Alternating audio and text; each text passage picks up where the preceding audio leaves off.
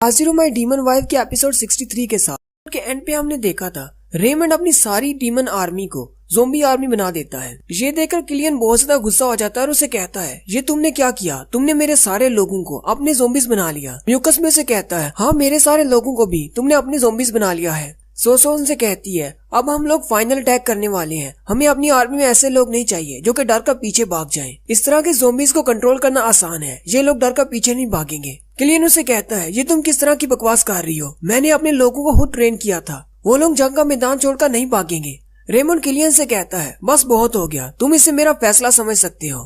Queen Lillian से मेरी बात पहले से हो चुकी है। क्वीन लिलियन ने मुझे कहा था ड्वार्फ किंगडम को जीतने के लिए तुम्हें जो करना पड़े वो करना। अगर तुम्हें इससे कोई मसला है तो जाकर क्वीन से शिकायत कर लो या फिर मुझे अभी चैलेंज करो अगर तुम में हिम्मत है। साथ ही वो डायमंड और निंजा की बॉडीज को भी निकाल लेता है जो कि फाइट के दौरान मर चुके थे। उसने उन दोनों को भी ज़ोंबी बना लिया है। रेमंड किलियन से कहता है, ये तो बहुत ज्यादा बुरा हुआ कि सोफी सास ने तुम्हारे बॉय की बॉडी को वहीं पर छोड़ दिया, वरना मैं उसे भी अपना पपेट बना लेता। और साथ ही वो किलियन से कहता है, अब जबकि तुम ये नहीं चाहते कि मैं तुम्हारे आर्मी के सोल्जर्स को अपने पपेट्स ना बनाऊं, तो मेरे पास उनके लिए एक और प्लान है। वो साथ ही अपनी पावर को इस्तेमाल करते हुए उन सब की एनर्जी को अपनी बॉडी में एब्जॉर्ब कर लेता है और कहता है, इस तरह वो मेरे पपेट्स नहीं रहेंगे। अब अगर तुम्हें कुछ कहना है तो तुम कह सकती हो। किलियन उसे कहता है, नहीं मुझे कुछ भी नहीं कहना। फिर रेमंड उन सब से कहता है, अब हम सब लोग अपने फाइनल अटैक के लिए रेडी हैं। मैं तुम सब लोगों को जीत दिलाऊंगा और क्वीन लिलियन से जाकर इनाम पाऊंगा। दूसरी तरफ ड्वार्फ्स का फोर्ट्रेस सामने बड़ी पहाड़ी की तरफ जा रहा होता है। मोडोस यांग से कहता है, क्या तुम वाकई में इस प्लान पर काम करना चाहते हो? बार्टिस यांग से कहता है,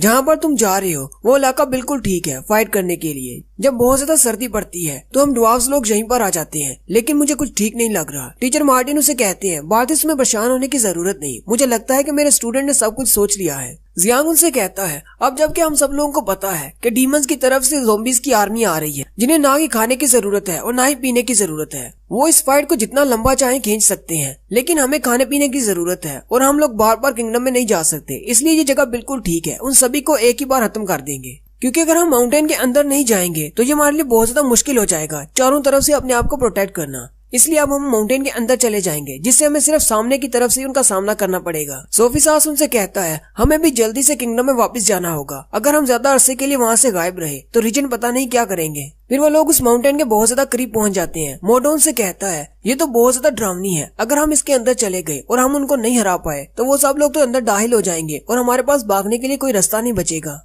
क्वीन उनसे कहती है, तुम लोगों को बस इसकी बात को ध्यान से सुनना है। अगर ये इस मसले को हल कर लेता है तो इसका मतलब मुझे एक्शन लेने की जरूरत नहीं पड़ेगी। बार्टिस किंग हान से कहता है, मुझे अभी भी थोड़ा सा डर लग रहा है, क्या ये वाकई में ठीक रहेगा? किंग हान बार्टिस से कहते हैं, तुम्हें बस इंसानों पर भरोसा करना है, जिस तरह मैं अपने दोस्त मार्टिन पर करता हूँ। और फिर से टीचर मार्टिन और किंग हान एक बड़े ही स्टाइल के साथ हाथ मिलाते हैं। जियांग किंग हान से कहता है, मुझे अब जल्दी से इजाजत दे, मुझे वो सारे ड्वार्फ्स यहाँ पर चाहिए जो कि फोर्जिंग कर सकते हैं। हमें अपने प्लान पर जल्दी से काम करना है। टीचर मार्टिन उसकी बात सुनकर बहुत ज्यादा हैरान हो जाते हैं और कहती है, क्या तुम्हें पूरे किंगडम के फोर्जेस चाहिए? जियांग उनसे कहता है, हाँ हम लोग बहुत ही बड़े स्केल पर फोर्जिंग करने वाले हैं। जबकि दूसरी तरफ डीमन आर्मी भी उनकी तरफ आगे बढ़ रही होती है। रेमंड अपनी बड़ी सी उड़ने वाली स्क्विड पर बैठा होता है। किलियन रेमंड से कहता है, मैंने सारे इलाके की छानबीन कर ली है, लेकिन मुझे वो कहीं पर भी नहीं मिले। लगता है शायद वो कहीं जाकर छुप गए हैं। सोसो से कहती है, इस बात से कोई फर्क नहीं पड़ता, वैसे भी हमारे डेड सोल्जर्स थकने नहीं वाले, इनको बस ऐसे चलने दो।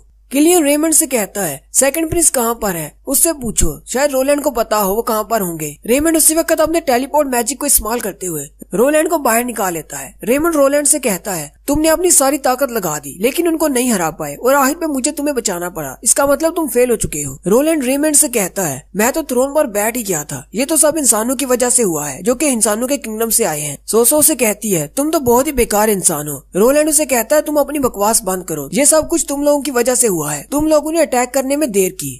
रेमंड रोलैंड से कहता है, एक हारे हुए कुत्ते, तुम्हें इस तरह भौंकना नहीं चाहिए, तुम्हें पहले देख लेना चाहिए तुम किस जगह पर खड़े हो। रोलैंड उसे कहता है, ये तुम कैसी बकवास कर रहे हो? अगर मैं तुम्हारा साथ नहीं देता तो तुम लोग यहाँ तक कभी भी नहीं पहुँच पाते। रेमंड बहुत ज्यादा गुस्सा हो जाता है और उसकी तरफ देखता है और साथ ही अपनी डार्क बाउंड्री फोर्स से उस पर बहुत ज्यादा प्रेशर डालता है और उसे कहता है, तुम ड्वार्फ किंगडम के अब प्रिंस नहीं रहे, इसलिए तुम्हें अपनी जुबान पर लगाम लगानी चाहिए। रोलैंड रेमंड से कहता है, अच्छा ठीक है, मैं तुमसे माफी मांगता हूँ, मुझे छोड़ दो। रोलैंड सोच रहा होता है, ये तो बहुत बड़े धोखेबाज है, अगर मैंने ऐसे ही इनको जवाब देता रहा तो ये लोग तो मुझे मार डालेंगे। रेमंड ये सुनकर रोलैंड को छोड़ देता है। रोलैंड कहता है, शुरुआत में ये मुझे बहुत ज्यादा इज्जत दे रहे थे और उन्होंने मेरी मदद करने का वादा भी किया। अब जबकि मैं फेल हो चुका हूँ तो इनके नजर में मेरी इज्जत नहीं रही। ये डीमंस तो वाकई में बहुत ज्यादा धोखेबाज हैं, लेकिन मुझे मौका मिलने दो, मैं इनको भी अच्छा सबक सिखाऊंगा। रेमंड रोलैंड से कहता है, तुमने वाकई में हमारी बहुत ज्यादा मदद की थी, मैं इस बात को कभी नहीं भूलूंगा। एक बार जब मैं तुम्हारे ड्वार्फ्स के किंगडम को हरा दूंगा तो उसके बाद मैं तुम्हारी किंग बनने में मदद जरूर करूंगा, लेकिन तुम्हें बिहेव करना होगा। साथ ही रेमंड उससे पूछता है, तुम्हारी इस छड़ी में लगे हुए पेल मून क्रिस्टल को क्या तुम इसको अभी भी इस्तेमाल कर सकते हो? रोलैंड उसे कहता है कि मेरी मेंटल पावर हद से ज्यादा गिर चुकी है, लेकिन अगर मुझे कहीं से फ्रेश ब्रेन मिल जाए तो उससे मैं एक पोशन बनाकर अपनी मेंटल पावर को बढ़ा सकता हूँ। रेमंड उससे कहता है, मेरी डेड आर्मी में बहुत सारे फ्रेश सब्जेक्ट्स हैं, तुम उनके ब्रेन्स को इस्तेमाल कर सकते हो। बिल्कुल ऐसे ही हमारी मदद करते रहो और बदले में तुम्हें वही मिलेगा जिसके तुम हकदार हो। साथ ही रेमंड ये सोच रहा होता है, अगर एक बार ये फोर्जिंग की टेक्निक एक्टिवेट कर ले उसके बाद मैं इसकी बॉडी को भी अपने अंदर एब्जॉर्ब कर लूंगा, जिससे पेल मून क्रिस्टल की पावर भी मेरे अंदर आ जाएगी। नेक्स्ट सीन कासल के अंदर का होता है। जियांग ने एक बड़ा सा टैबलेट बनाया होता है जिसे लेकर वो क्वीन के साथ बैठा होता है और वो उसी टैबलेट आईपैड के अंदर दूर से डीमन आर्मी को आते हुए देख रहा होता है। जियांग अपने आईपैड को क्वीन के सामने करता है और कहता है, देखो डीमन की सारी आर्मी ही डेड लग रही है। क्वीन ये देखकर गुस्सा हो जाती है और कहती है, रेमंड की इतनी ज्यादा हिम्मत बढ़ गई है कि उसने सारी आर्मी को मुर्दा करके अपना पपेट बना लिया है। जियांग क्वीन से कहता है, शांत हो जाओ, तुम्हें गुस्सा होने की जरूरत नहीं। क्वीन उसे कहती है, ये बात बिल्कुल ठीक है कि डीमन ट्राइब के लोग सिर्फ उसी को अपनी क्वीन या किंग मानते हैं जिसके पास बहुत ज्यादा पावर हो, लेकिन रूल्स बहुत ज्यादा सख्त थे, इसलिए हम अपनी ही डीमन ट्राइब के लोगों को नहीं मार सकते थे। लेकिन अब मुझे लगता है कि लिलियन ने अपने सारे रूल्स तोड़ दिए हैं। जियांग सोचता है, अगर इनकी आर्मी इसी स्पीड से आगे बढ़ती रही तो मुझे लगता है शायद 2 घंटे तक ये हम तक पहुंच जाएंगे। क्वीन उसे कहती है, मुझे लगता है ये सारे लिलियन के गुलाम बन चुके हैं, इसलिए मुझे इन सब को मारना होगा। जियांग को किसी के चलने की आवाज आती है। टीचर मार्टिन और मोटो वहाँ पर आ जाते हैं। टीचर मार्टिन जियांग से कहते हैं, तो फाइनली मैंने तुम्हें ढूंढ ही लिया, मैं तुम्हें कब से ढूंढ रहा था। जियांग टीचर मार्टिन से पूछता है, क्या कोई मसला है? टीचर मार्टिन जियांग से कहते हैं, ऐसी कोई बात नहीं, तुमने हमें जो डिजाइन दिए थे उनके मुताबिक हमने सारी फायर आर्म्स को सेट कर दिया है और मोटो ने बहुत ज्यादा हेल्प की है। मोटो भी तुम्हारे साथ रहते हुए बहुत ज्यादा इंटेलिजेंट हो गया है। टीचर मार्टिन जियांग से कहते हैं, इस बार जितनी भी फोर्जिंग टेक्निक्स इस्तेमाल कर रहे हो और इससे तुमने जितने भी वेपन्स बनाए हैं वो सारे मेरे सिखाए हुए नहीं है। मुझे तुम पर बहुत ज्यादा फख्र है, तुम बहुत जल्दी तरक्की कर रहे हो। टीचर मार्टिन जियांग से कहते हैं, हमने तुम्हारे डिजाइन के मुताबिक उन चीजों को बना तो दिया है, लेकिन हमें नहीं पता कि ये चीजें चलती कैसे हैं, इसलिए हम इससे ज्यादा तुम्हारी कोई मदद नहीं कर पाएंगे। जियांग टीचर मार्टिन से कहता है, हमारे पास पेल मून क्रिस्टल है, हमें किस चीज की टेंशन है? टीचर मार्टिन उसे कहते हैं, लेकिन पेल मून क्रिस्टल को इस्तेमाल करने के लिए मेंटल पावर की जरूरत है, क्या तुम अकेले ये सब कुछ संभाल पाओगे? मोटो से कहता है, मैंने टीचर मार्टिन के पेल मून क्रिस्टल को इस्तेमाल करके एक रोबोट बनाने की कोशिश की थी, लेकिन उससे मेरी सारी मेंटल पावर खत्म होगी और मैं बहुत ज्यादा थक गया था। तुम तो कब से बैटलफील्ड पर अपने पेल मून क्रिस्टल को इस्तेमाल कर रहे हो, तुम्हारी मेंटल पावर कम क्यों नहीं होती? जियांग उन दोनों से कहता है, हाँ वाकई में मुझे भी ऐसे ही लगता है, जैसे मुझे तो कभी महसूस ही नहीं हुआ कि मेरी मेंटल पावर कम हो रही है। टीचर मार्टिन जियांग से कहते हैं, तुम्हारी और रेनिस के दरमियान जो फाइट थी उस फाइट में भी तुमने पेल मून क्रिस्टल को इस्तेमाल किया था और बहुत ज्यादा इस्तेमाल किया था, और हम डीमंस के दरमियान फाइट के दौरान भी तुमने पेल मून क्रिस्टल को इस्तेमाल किया, लेकिन तुम्हारी मेंटल पावर कम क्यों नहीं हो रही?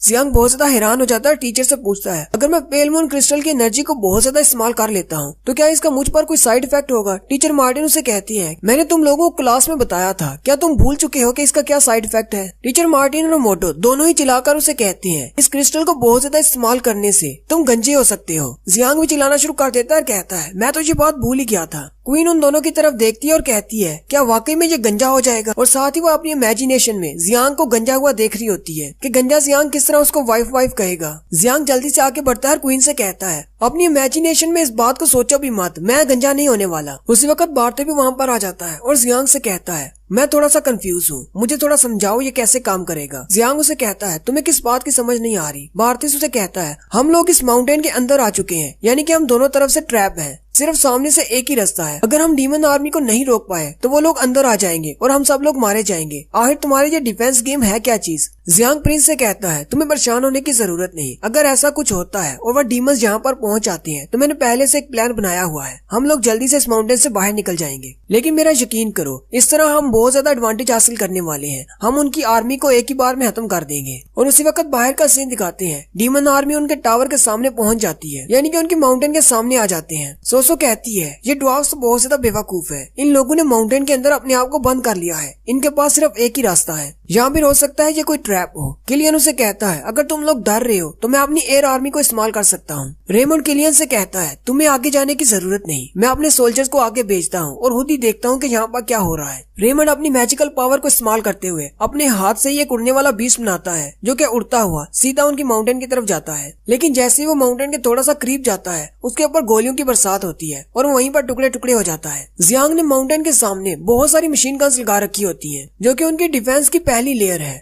और यहीं पर हमारी एपिसोड 63 का एंड होता है।